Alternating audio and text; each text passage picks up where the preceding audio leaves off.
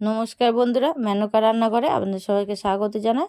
তো বন্ধুরা, আমি আজকে নতুন একটা রেসিপি আবার নিয়ে চলে এসেছি, সজনে ফুলের চচ্চড়ি। তো কীভাবে বানাচ্ছি আপনাদের সঙ্গে শেয়ার করছি। চলুন বন্ধুরা, রেসিপিটা বানিয়ে দেখাই। আর পুরো ভিডিওটা দেখার জন্য অনুরোধ করছি বন্ধুদেরকে। তো ভালো লাগলে একটা লাইক, কমেন্ট, সাবস্ক্রাইব করে দেবেন বন্ধুরা। তো চলুন আমি রেসিপিটা বানিয়ে দেখাই। তো আমি এখানে সজনে ফুল দেখুন বাজার থেকে কিনে নিয়ে এসেছি। এগুলো একটা একটা করে বেছে নিতে হয় ভালো করে, নাহলে সজনে ফুলের মধ্যে পোকা টোকা থাকে, নোংরাও থাকে, অনেক রকম ধুলোবালি থাকে। ভালো করে বেছে ধুয়ে নিতে হবে এগুলোকে। এই শীতকালের সময় সজনে ফুল হয়।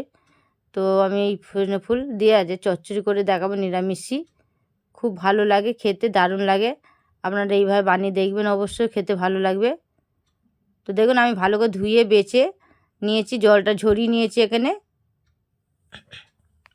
এখানে নিয়ে নিচ্ছি রাঙা আলু, কুমড়ো, একটা শুকনো লঙ্কা আর বড়ি।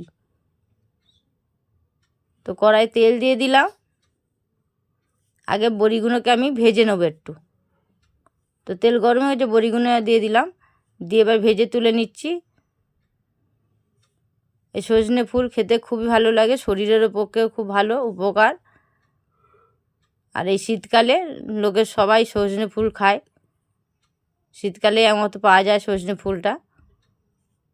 তো এবার আমি শুকনো লঙ্কা দিয়ে দিলাম আর একটু পাঁচফোড়ন দিয়ে দিলাম। এটা পুরো নিরামিষি বানাবো, খেয়ে দেবেন বন্ধুরা করে, বাড়িতে অবশ্যই ভালো লাগবে। তো কুমড়োটা দিয়ে দিলাম আর এখানে রাঙা আলু দিয়ে দিলাম, দিয়ে এটাকে নাড়াচাড়া করে নেব। একটু নাড়াচাড়া করে ভাজা ভাজা করব।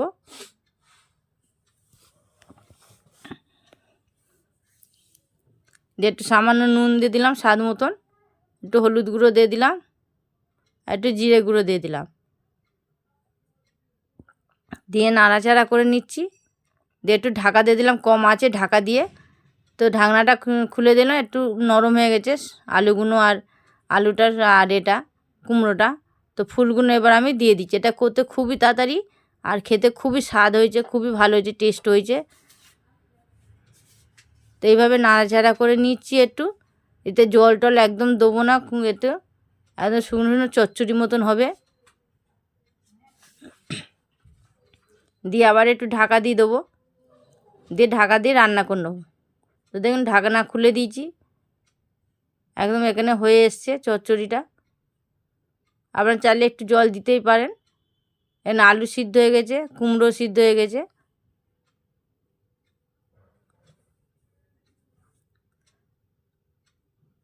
আমি এখানে চিনি দিয়ে দিলাম, স্বাদের জন্য একটু মিষ্টি মিষ্টি হবে, একটু চিনি দিয়ে দিলাম যাতে টেস্টটা ভালো হয়।